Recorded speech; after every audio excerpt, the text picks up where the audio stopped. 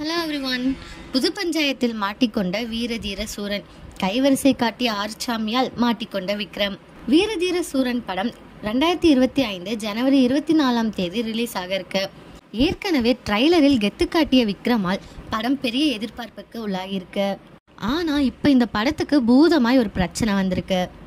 எப்போதுமே பெரிய படங்கள் ரிலீஸ் ஆகும் நேரத்தில் பழைய பஞ்சாயத்தை தோண்டி இதுதான் சமயம் என அந்த படத்தின் ரிலீஸுக்கு செக் வைப்பாங்க. இப்போது அதே போல் வீரதீர சூரன் படம் ரிலீஸ் நேரத்தில் பிரச்சனையை கிளப்பி வராங்க.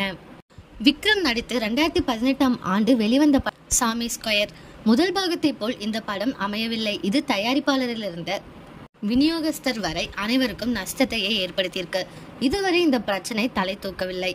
சாமி ஸ்கொயர் படத்தை அப்போது திருச்சி மற்றும் திருநெல்வேலி பகுதியில் விநியோகம் செய்வதற்கு நஷ்டத்தை ஏற்படுத்தியது.